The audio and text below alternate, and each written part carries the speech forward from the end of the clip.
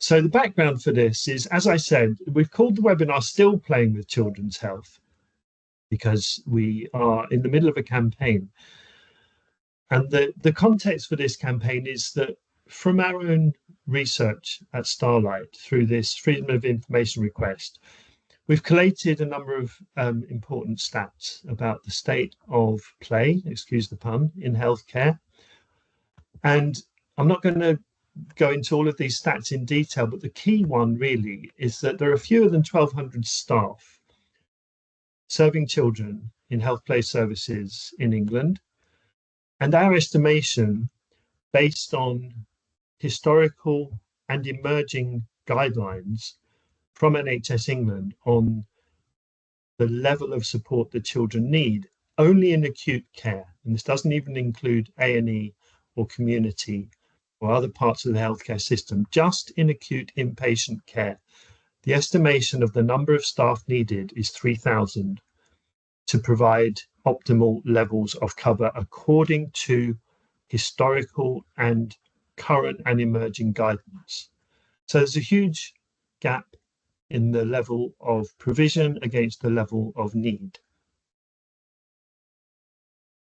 So we've been working with NHS England to try and raise the profile, increase the recognition of the importance of this part of the children's healthcare system, and to set out a program of systemic change to improve children's experiences and outcomes through health play services, and to grow this part of the healthcare workforce. Where we've got to at this point in time with that work with NHS England is that there are new draft guidelines for healthcare commissioners and NHS trusts, new recommended standards and quality improvement checklist for health play services. Those two documents are ready to be published, and NHS England has told us and announced a couple of weeks ago at our symposium that they are imminently to be published within the next few weeks. So we're very hopeful that they will soon see the light of day. And the third part of the task force was to develop a proposed workforce development strategy for health play services. And we carried on that work after the end of the task force, and it's ongoing work. There is a standing health play workforce development group that's chaired by a senior member of SOPS, Irene O'Donnell. That's the Society of Health Play Specialists, and meets with all the key stakeholders and training providers and institutions of the NHS. We convene that group, and we have produced an initial outline workforce development strategy, which you can find here on our website. And this is essentially the structure of the strategy, and we're presenting it in the way of a message to babies, children, and young people, but this strategy is for you. We want more staff when you need them. We want those staff to have better skills and training. We want higher standards to be applied within the health play services that children are using, and greater recognition for this work. And by the way, this isn't to suggest that the standards are low where there are health play teams. It's simply that there are insufficient health play teams. The capacity is not there. The funding isn't there to provide them with the resources that they need. And so we're looking for greater investment in this area to raise the game for this important part of children's healthcare.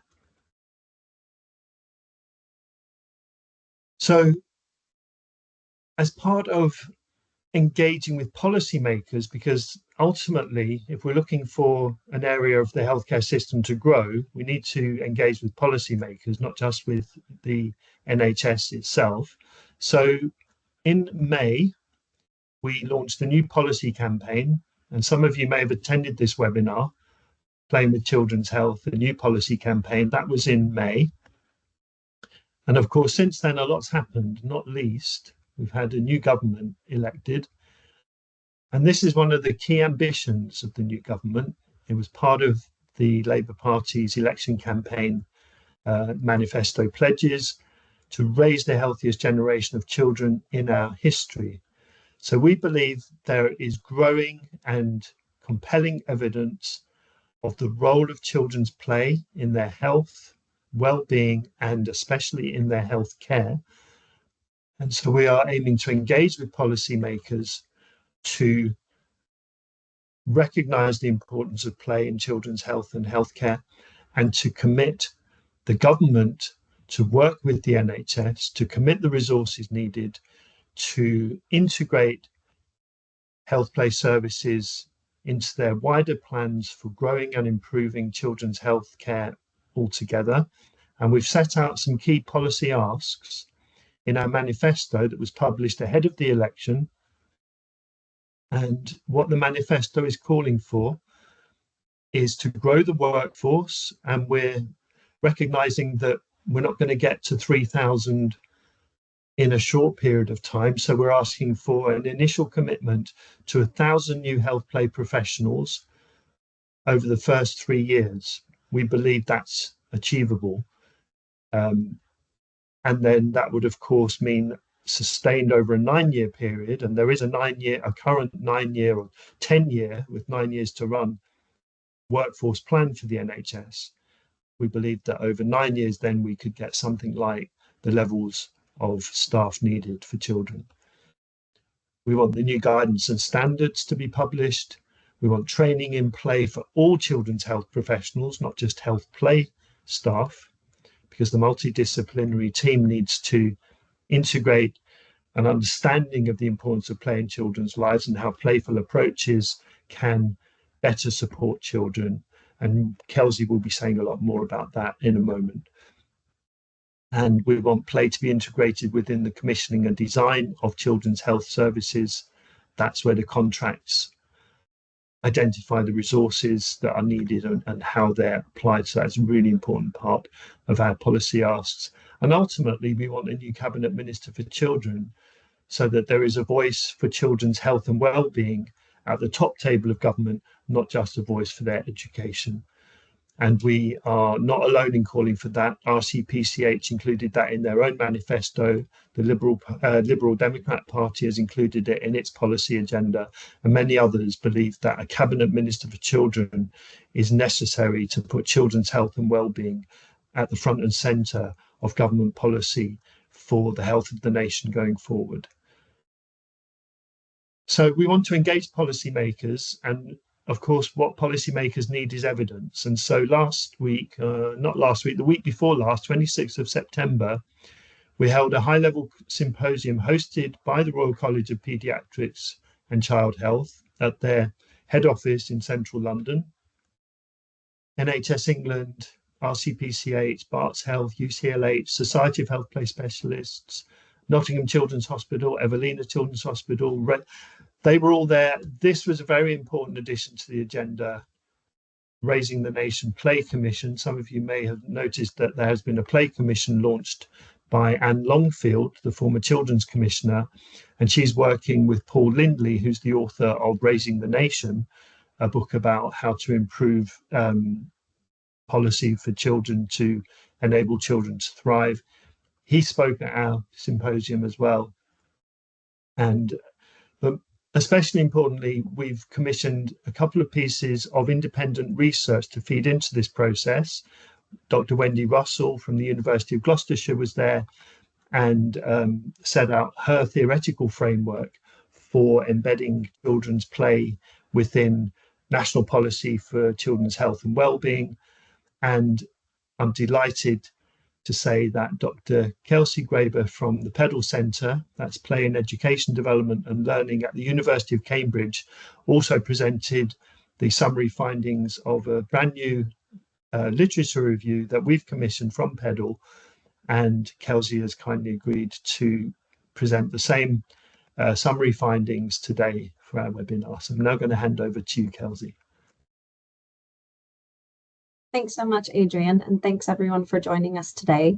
I'm so thrilled to be able to share these results with everyone, with such an esteemed group and a knowledgeable group of people. I think there's one half that the research can tell us, and then the second part of how that research is understood and how it manifests in policy and practice really comes down to those with experiential expertise in this area, which I imagine is most of us here today. So I'm going to, let me start by presenting my screen here. And I should say that the way this is set up, I can't quite see the audience. So if there's anyone that needs to interrupt me, please do vocally, and I will pause at any point. But my job today is to talk to everyone about this research that we've conducted, commissioned by the Starlight Children's Foundation, to look at the connection between play and children's health and try and understand what the literature is telling us on this topic and how we might then apply it to research and practice, to policy and practice rather. And I'm a postdoctoral researcher at the University of Cambridge and have done research into children's perspectives mostly, but also staff perspectives on the role of play in pediatric environments. So today I'll be presenting quite a specific bit of research, but really happy to speak to other work that we've done here at PEDAL in this area.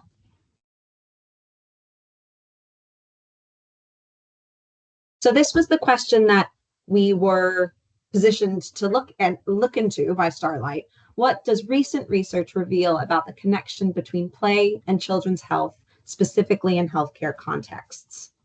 And in order to do this, we decided to conduct a scoping review, which is a way of mapping the extent of the literature, but also the range and the nature of the literature, to determine what gaps might exist in the literature and what we might need to know more about, especially for a topic that's relatively under-researched or unknown about. And we use the different component parts of the research question to help us identify the population, the setting, and the different outcomes that we were looking at. But I won't bore you with the entire search strategy. There's more details to be put forth. If those are of interest, I'm happy to answer any questions there. But we were specifically looking at recent research. And to do that, we focused on research published throughout the course of the past 10 years from 2014 onward to really try and understand what's our current state of understanding and what are policymakers and what is practice going to be paying attention to about what we understand right now, what's being built on that. And also because there was a relatively short time frame with which to conduct this review, it's not required that you focus on peer-reviewed literature for a scoping review, but we decided to make sure that the research we were looking at was peer-reviewed and was vetted by scholarly sources. So in total, we have come up with 130 papers that fit our search criteria. And you'll see from just this demographic breakdown, this is quite a broad breakdown, but you'll see that these papers are coming from all over the world, from really disparate parts of the world as well. And we found that incredibly interesting to note what a widespread opportunity it is to be focusing on play and health and healthcare contexts, and that many, many countries around the world are talking about this crucial aspect of children's healthcare. We also did a bit of a breakdown of the age groups in which these papers were talking about play. And I don't think it's any surprise that children kind of in the not to 12, but really we're thinking probably 6 to 12 age range are the most commonly referred to age group when we're talking about play in this body of literature. Children who are younger, under the age of 6 or 7, who are less verbal and often therefore viewed as less reliable reporters, and children, young people and adolescents who are in the 13 to 18 age range just generally tend to have less literature written about them in this area because play can be quite nebulous. And we'll talk in those sides of the age range. And we'll talk about that a little bit more later on in the presentation. And then finally, the other thing to note here is the breakdown of papers that were referring to physical healthcare versus mental healthcare. And you can see only 4 papers of these 130 were had done their research in mental healthcare environments. And that was really noticeable to us that physical healthcare settings tend to be where this research is conducted. This graph provides a bit of a breakdown of the types of studies that were done. A majority of them were looking at testing a play-based intervention with a control group or with 2 different types of groups. But many of them were also more descriptive or qualitative or even observational studies trying to understand play more generally in these environments. We found it interesting that 88%, the majority of papers referred to play activities that were adult directed or adult chosen. And I think that tends to make sense when we're thinking about the types of research and rigor that does get published in academic settings. But it was still noticeable to us that even when a paper was referring to a playful activity in a playroom, such as children coloring or playing a game before a surgery, for example, to see if it reduces their fear and anxiety, it was adults decided that children would have an opportunity to play a game, and children might get to decide which game they play, but the majority of these activities were actually chosen and selected by adults in the first instance. 13% of papers had play activities that were facilitated by someone with some sort of play training or play certification, which again is quite a small number and less than we anticipated, but also might be relevant to thinking about who is included and who is published in this academic literature. 12% of papers tended to focus on play generally, or children's free play. So rather than trying to understand a particular method or type or kind of play intervention, some papers really just wanted to understand perspectives on children's play experiences more broadly. And importantly, only 2% of these papers stemmed from community-based services, or explicitly stated they stemmed from community-based services. So when we started by focusing in on some of the content of these papers, we thought, let's try and understand what are they saying about children's play and what are they saying about children's health before we try and bring these two things together. So we noticed that the majority of papers, over half of papers, were actually talking about children's non-medical play that was not clinically relevant. So you can see kind of a breakdown in these two blocks of different types of play that was referred to in these papers. But it was interesting to note that a lot of the play that was referred to really had to do with children having general play opportunities with hopefully important outcomes to their health, but the play itself didn't have anything to do with their hospitalization or their illness or their treatment. Whereas 28% of papers did, and we're focusing in on things that are quite specifically medical play interventions around role play or pretend play, perhaps using books or games or storyboards or arts and crafts to really bring children into, in a playful manner, into understanding or expressing themselves related to their health and their treatment or their illness. And as I'm sure will be understandable and relevant to many people here today, things around medical equipment or doctor's kits or medical dolls or animals and puppets, those were referred to in this more clinically relevant play category. And on the other side, when we wanted to really understand children's health, we were thinking about what's the mental health breakdown and what's the physical health breakdown.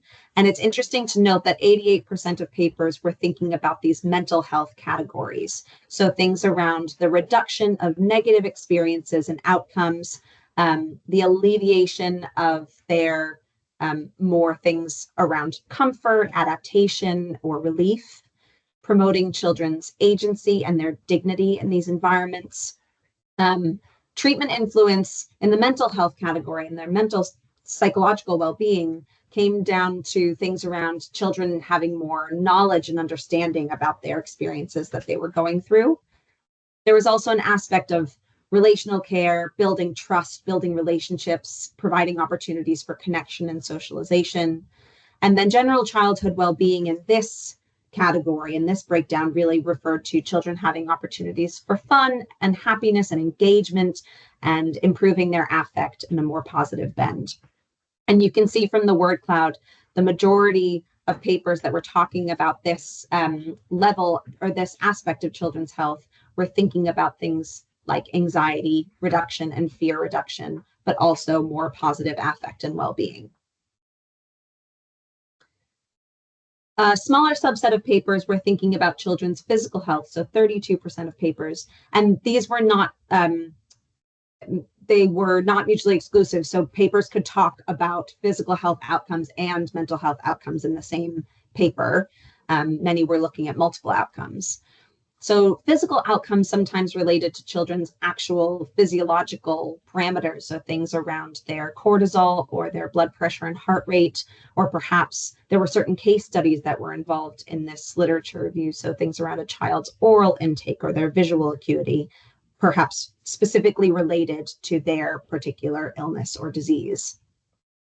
Treatment influence were talking about parameters such as emergence distress after anesthesia, or the amount of time a child spent in the OR, or perhaps their procedural compliance, really related to their ability to engage in treatment. And then general childhood health and the more physical health parameters related to children's capacity to continue developing, and that every child was having a right to continue their physical development, their mental development, and their general health related quality of life.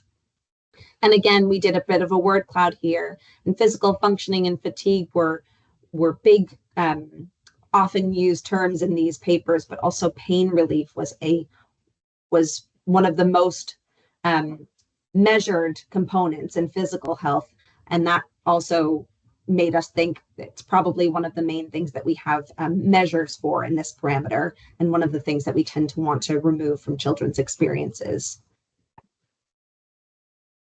So when we took these aspects together and tried to understand what is the connection between play and children's health when we understand it in this regard, we thought of a term that tended to be used in a couple of these papers that really, really stuck with us, which is the idea of humanizing healthcare, and trying to understand these authors telling us why they were using play or why they were interested in play. And it came down to this humanization of healthcare. And what that made us realize is that play is part of the humanization of children's healthcare, and it makes it really specific to pediatrics and child health. So a colleague of ours, Sally Hogg, who's our policy fellow here at PEDAL, she helped think about the breakdown of these different components of where these different characteristics would fit when we talk about what it looks like for play to humanize children's healthcare. And within these categories, you can see how the different elements from physical health and mental health that we found from these papers fit into these different categories of what are the aspects of and different ways that play really can transform a child's healthcare experience. So in procedures and treatments, it really takes in how children are engaged in their healthcare journey and what it means for them to be receiving treatment, what it means for them to be able to withstand and go through different procedures, which is as important for children coming in for outpatient or one-time care as it is for a child needing chronic care or repeated hospital visits.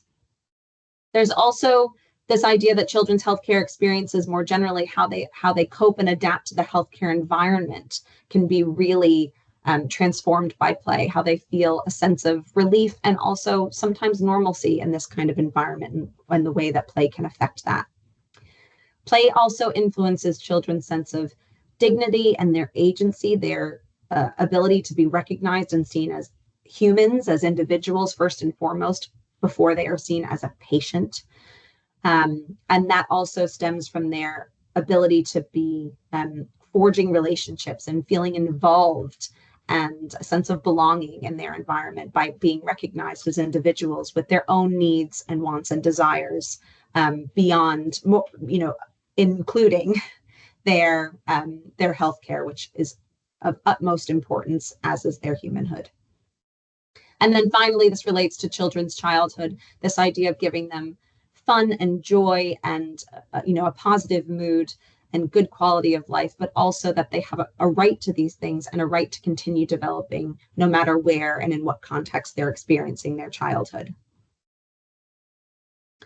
So this, for us, really resonates with the idea that play is related to not only humanizing the child, but our role in this.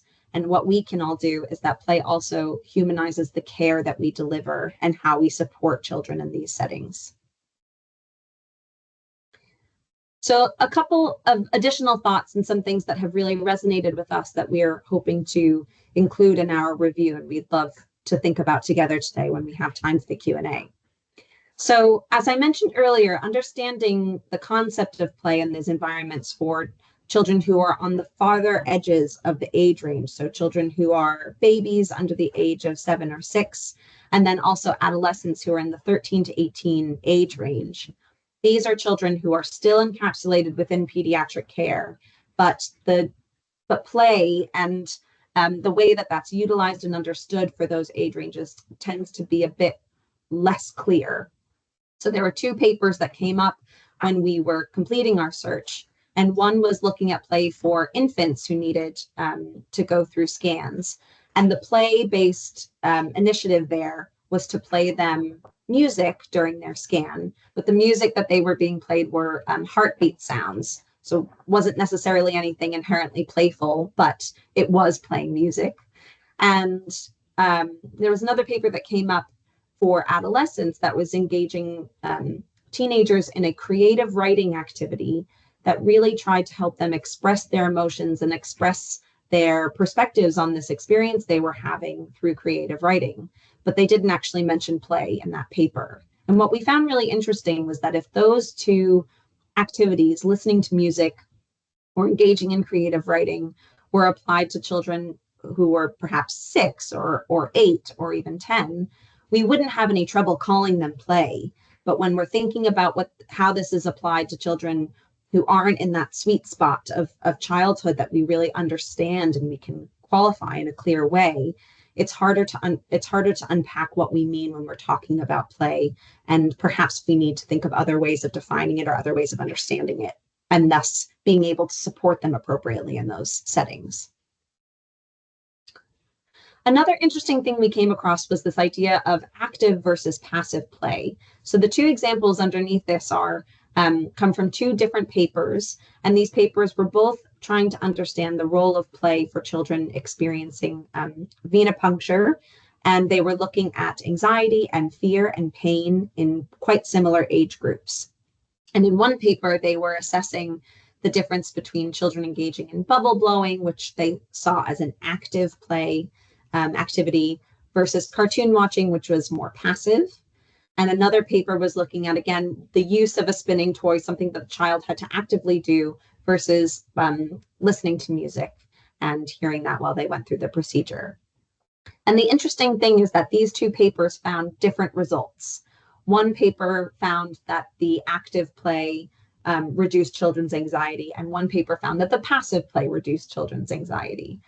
And what this really highlights to us is that there are different ways that these outcomes are measured, and there are different ways that we can understand what works best for a child. But I think when we're thinking about the humanizing experience, it tells us that the child is really at the heart of what we understand to be beneficial, and that relational activity with them, the way that they are feeling in the moment and the input that we get back from them, is much more important and effective and valuable for us to understand, as opposed to understanding perhaps active play always works or passive play always works. It's about understanding the human being at the heart of that.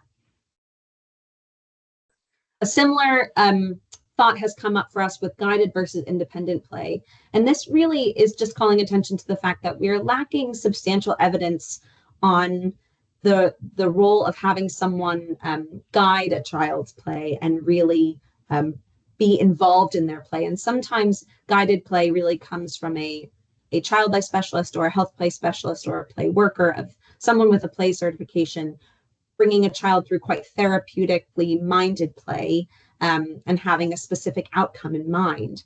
Or it might be the engagement of an adult in play quite generally, whether that's a parent or a healthcare professional or an allied health professional, but someone joining in the child's play because it's what's meaningful to the child in that moment, and paying attention to that as well. And we don't have a ton of evidence to tell us in what moments those two things might be beneficial or valuable, and if they are differentially so. And that's particularly important to us as we're getting to a point where hospitals more and more frequently are going to be putting children in individual rooms, and the children who are hospitalized are have more complex multidimensional illnesses, this is going to be really important for us to understand what might be best and most effective in certain capacities.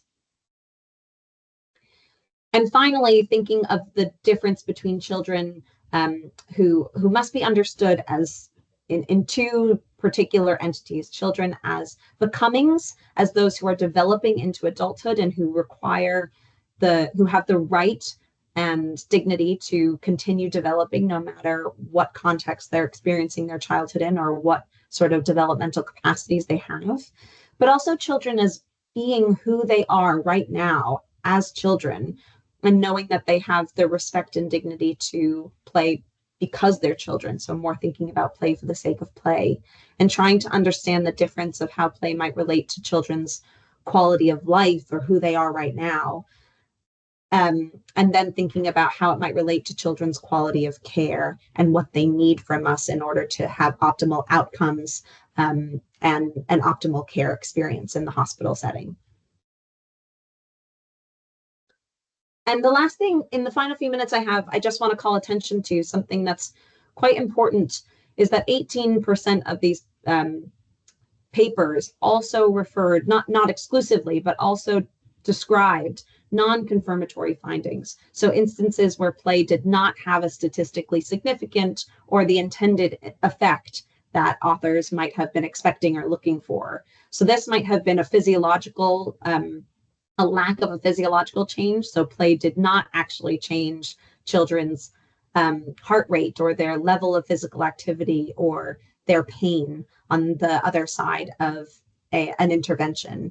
There were also papers that talked about children finding play in certain instances actually stressful or not fun. And one paper referred to children having a slower rate of psychological recovery if they had engaged in a play-based intervention versus one that was more mental health focused. And this really called attention to us to thinking about the fact that we are perhaps blissfully programmed to think that play in any case, in any regard, is wonderful and excellent for children, but again, makes us remember that this is relational, and that just because we are interested and eager for play to have a positive effect for children, children at the end of the day really decide how this makes them feel. And it's up to us to pay attention to these results and make sure that they are included in our understanding of the connection between play and children's health, and to not only focus in on the positive outcomes, but to know when things might be working in different capacities or when we might need to adapt our play and our play engagement to different settings and different disciplines as well. So just to conclude, when we are thinking about this question of what does recent research reveal about the connection between play and children's health and healthcare contexts, something that we'll be thinking about in this report and might be an opportune moment for us to be thinking about it together today with such a brilliant audience of, as I said earlier, experiential expertise, is what does this evidence, what does this body of research really help us to understand about the practice elements and the policy implications for research like this? What does it tell us, and what more might we need to know? Thank you everyone very much for your time. And I just want to call attention to some of my colleagues at Petal and at Starlight who have been instrumental in this work and pushing this project forward. And I'm very happy to answer any questions here or offline as well. So do feel free to get in touch. Thank you so much, Kelsey. So enlightening. I always hear something slightly new when I hear you. That was fabulous. So look, does anybody have a question for Kelsey? Please use the raise hand icon on your Teams interface, and hopefully I will be able to see who has a question. I think Charlotte has a question. Charlotte, please go ahead. Hi there, good afternoon, everyone. I was just going to ask in terms of when these policies, obviously there's a lot of evidence in place, and we see that we've had evidence for years. CQC have done surveys with children and young people. I was just wondering, obviously there's a lot of research, but I'm thinking when these things will hopefully turn into something that's tangible, because I see often sometimes it just becomes a guideline. It's something that is sort of can be done if you want to kind of situation. So I was wondering how can, not saying you specifically, but how can we ensure that it's something that is like set in stone? It's not just a guideline to follow if you want to. How can it be more concrete, if that makes sense? Thoughts on that, Kelsey? I do. It's a really important question, and I wish I could say that there's a really foolproof way of ensuring that things go beyond a guideline. I think that that's so important and something that's really understandable to want. And I think what you're calling attention to is the importance that research, again, can only take us so far. It has to be applied. Something that seems appropriate in this capacity is to be thinking of ways that we might use this information to think about a culture shift and a behavior shift that goes beyond guidelines. And I think that's where culture really comes in. So how do we need other people beyond those of us who are in this room, beyond those of us who are already kind of bought into the importance of play in healthcare environments? How do we bring other people into that understanding? And partially that can be done through education, and partially that can be done through different sorts of integrated teamwork environments, and advocating for children's participation and the involvement of children in their care. But I think that it really needs to come from more of a cultural shift, more and above guidelines. Cool. Yeah, makes sense. Thank you. I don't know if anybody else has other thoughts. Thanks, Kelsey. Adita has a question. Hi, Kelsey, Adita. for your speech. It's very insightful. And I'm just starting working in charity and child sector, so it's a really good point for me to start. Thank you. And I might have quite obvious questions, so yeah, sorry for that. I can't hear you very well, Adita. Paper. Oh, hello. Would that Yeah, be better? yeah. Try saying your question again from the start. I was wondering if there was a significant difference between individual play when kids or when they were playing with adults in the paper, in the research that you checked. I think, correct me if I'm wrong, Adita, I think your question was whether there was a difference between when children were playing with them, playing on their own versus playing with an adult. Yes, correct. Yeah. Yeah, it's a great question, and I wish that we could have a clearer answer of it. I think what came across to us in the research was that far fewer number of papers were actually looking at children when they were playing on their own. And because because research studies tend to look at something that can be measured and that can be observed, that can be tested, the majority of these papers were looking at play that was either facilitated by an adult or adult directed versus children having opportunities to play on their own. And even in some of the papers that were looking at children's kind of free play opportunities or paper, there was one paper that was trying to understand children's experiences of having access to play areas within the healthcare environments. It was still parents in many cases that they were asking about children's experiences. So the difficult thing is that, in answer to your question, is that the literature doesn't tell us much in this case about the difference between children's individual play experiences as compared to the when their play is engaged with a parent or some other adult that's kind of caring for them. But it's something that's really important for us to call attention to. Thanks, Great, Kelsey. thank you. Anybody else got a question? I don't see any other hands. You could also add a question if you're unable to speak or you're shy. You could just add a question in the chat and then I can read it there as well. I might comment while people are thinking about whether they might have a question or a comment also. We're very open for discussion as well as questions in this forum. Just to comment briefly on Charlotte's point. And I really hear you, Charlotte. It's like, you know, we know this already I can hear you saying, and there's been guidance before. What difference is it going to make? You know, when is it going to really make the difference we need it to make? And I'm sure a lot of people on this call will share that feeling. And yet, sometimes it's good to take the long view. Where were health play services 20, 30 years ago? The first health play specialist, probably not even with that job title, was, I think, probably in the 50s or maybe the early 60s. So it's a fairly recent, you know, historically, it's a fairly recent part of the healthcare system that is growing. Maybe a bit too slowly for children. I think the evidence is that it is growing too slowly, but we are where we are, and each new policy cycle, there is an opportunity to just move the dial. And we're in a new, we've got a new government. I think Starlight, over the last 3 to 4 years, maybe 6 years, has been committing more of its resources. Previously, we were a wish granting charity, and we're now moving more and more into professional development, support for the sector, and especially gathering the evidence to present to policymakers to make the case.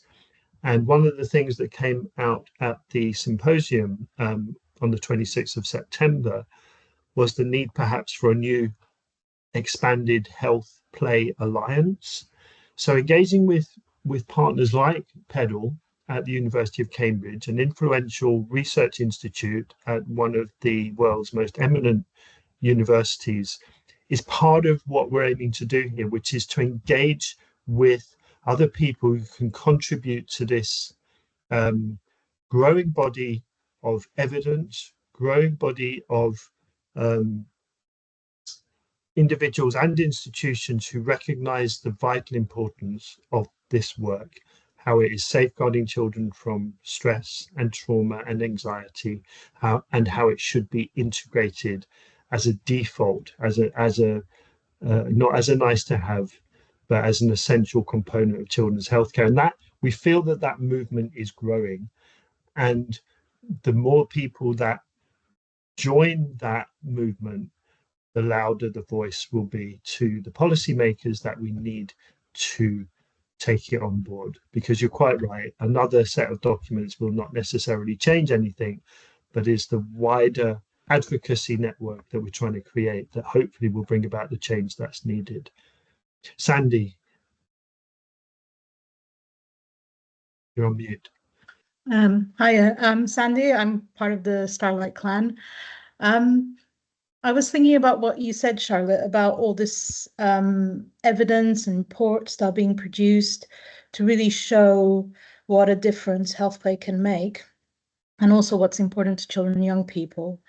And I wondered, it's really a question to the group, I wondered if there's any examples anyone could bring about how you have used some of this evidence or some of this data or some of these findings to create a change where you work.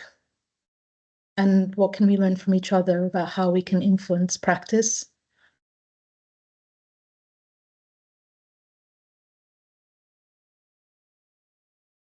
That's a question for you, Kelsey, I think.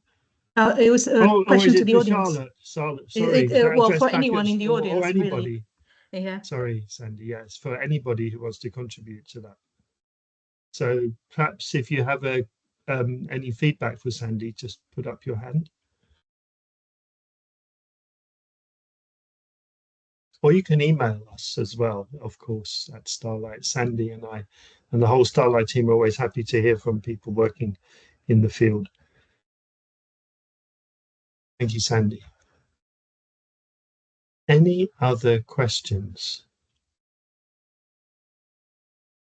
We still have another 10 or 15 minutes of the webinar. I'd be ashamed to close it early unless people are really keen to get back to their day job. Sometimes it's nice to get a bit of time back in your calendar. We won't drag it out unnecessarily. Okay, well, while people are thinking, we do still have time. I'm going to ask my colleague Laura Walsh, who's our head of play at Starlight, just to tell you briefly about the remaining webinars in this series and how you might be able to sign up for them if you're interested. Laura. Thank you so much, Adrian. Yeah, I've just posted the link in the chat to the next two webinars. Sandy, who has just spoken, our esteemed colleague, is next week on Thursday the 17th, leading the launch of the Play in Healthcare Week report, which I'm really excited about. The following Thursday, which is the Thursday, well, obviously that is Play in Healthcare Week next week, just to say, very exciting. And then the following Thursday, which is the 24th of October, the practice team will be leading a webinar really just about supporting play in healthcare all the year round.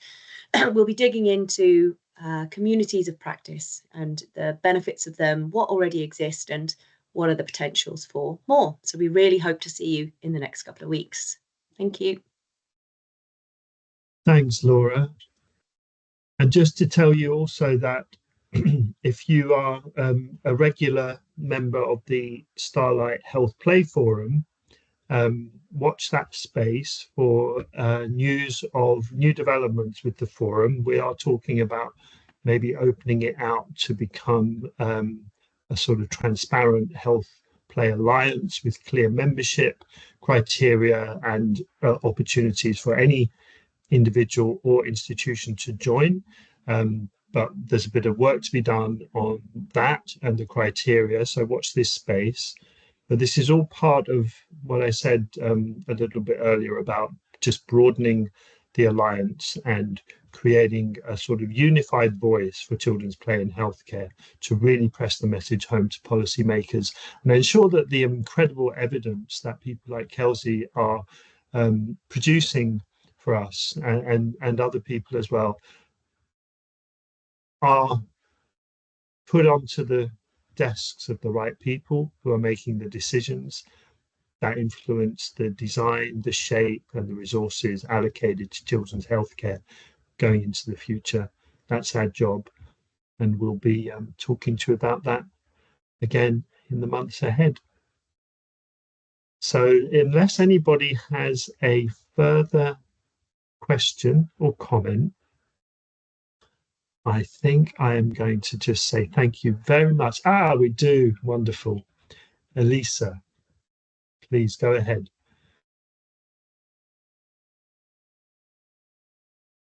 I need to take yourself off mute. Elisa or Sabine. I'm assuming Elisa is your first name. Elisa, please go ahead.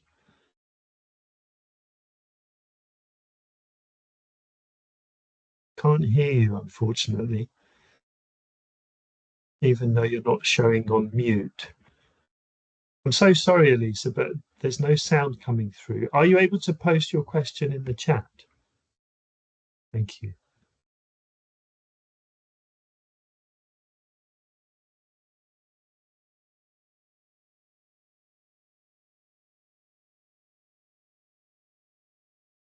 Waiting with bated breath now for the question to pop up. Does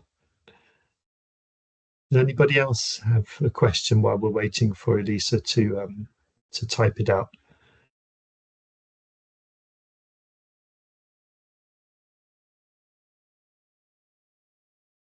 We will be sent a link to the presentation. Will we be sent a link to the presentation? Yes. We will make sure that the subject to talking to Kelsey about whether there are any confidentiality issues. I don't think there are, but you're happy for us to share your presentation as a PDF. Yes, so that's a yes from Kelsey, so that will be made available. There will also be a recording of this entire webinar available online in due course, so watch out for that. Thank you, Elise. I'm sure a lot of other people would have had that question as well, so thank you for asking it.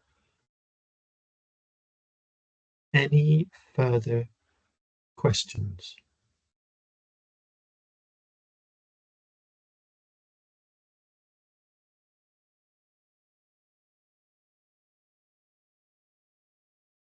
Some comments, interesting comments in the chat about the constant battle. It's a heartfelt message from Zoe, a constant battle. But one person listening and small steps have made it worthwhile.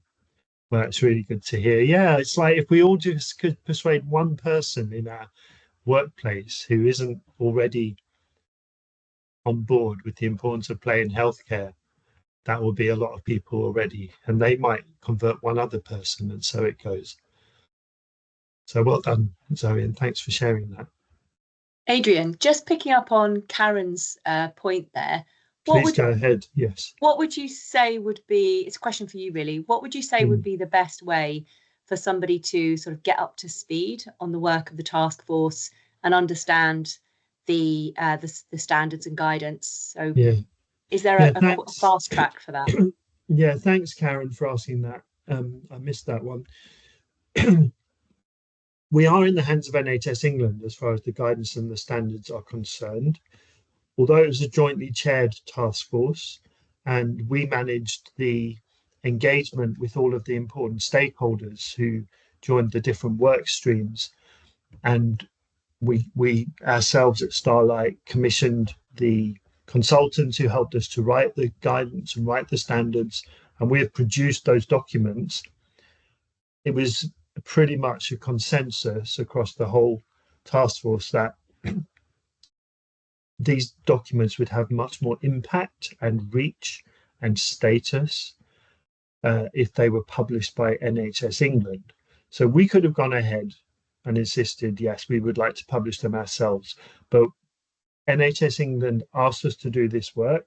They are committed to producing the standards and the guidance.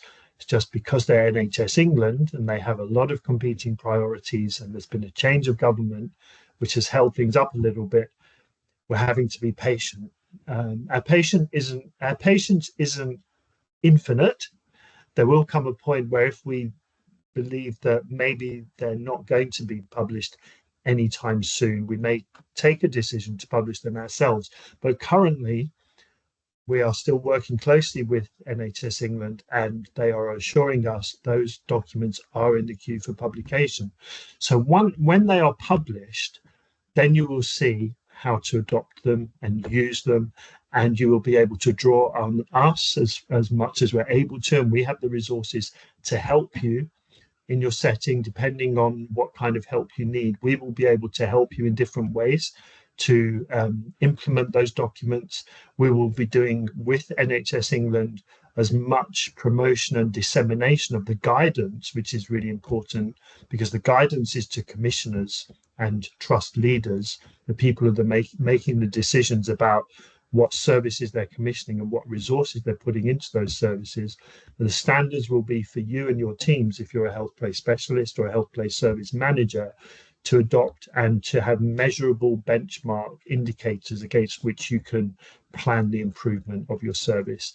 And as soon as they're out there, there will be a lot of activity, both from us and hopefully from NHS England, on how to adopt them and to implement them. So watch this space, really. And hopefully it won't be too much longer that we're asking you to wait. Kelsey, one final comment from you, maybe. Yeah, it's just as I was listening to what you were saying, Adrian, and Sandy's comment as well, and also reading some of the comments in the chat, it was reminding me of something that was brought up at the symposium a few weeks ago that really resonated with me, which was that we are a very passionate group of people, and I know that the people who I have met who work as play specialists and nursery nurses and anyone who's kind of advocating for childhood and children's development in hospital settings will go above and beyond with the resources of their time and finances and everything to support children.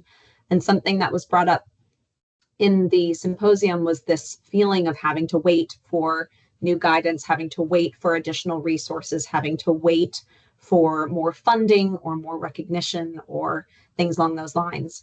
But we also were heartened by thinking together that sometimes there's not always a need to wait, and there's so much that can be done by just talking about our work or using the resources that we do have to make small incremental changes all the time as we're waiting for resources, which are hugely, hugely helpful, but there's so much that can be done with who we are as individuals and the resources that we do have by working together with each other, working together with children, and advocating in ways that we do have possible right now. And that was, I think, a really heartening message that came out of the symposium, and one that I think is important to remember, as much as resources and finances and all of those things are incredibly important and valuable.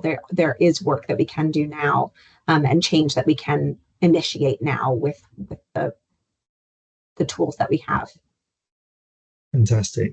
Thanks so much, Kelsey. What a lovely note to finish on. And I don't think anybody will ever work in a more resourceful sector than the health play community. I think all of us that work in it feel very privileged to work with people who are so dedicated and so resourceful, and who always put children at the heart of their job. And that's a great, it's a lovely thing, and we're all very grateful to be working with all of you. But do reach out as well. You know, you're not alone. There is a growing network. We have an ever-growing list of resources that you may find helpful on our website. We've got a team now with a network of Starlight champions that are working together to continually to see what we can do as a charity and as a community of practice to provide support across the sector. So yes, be resourceful, but also reach out for help when you need it, I think is the message. And have a wonderful Play in Healthcare Week, everybody. I hope you'll join the other webinars. They're going to be equally brilliant as this one. Thank you very much, Kelsey. What a wonderful presentation.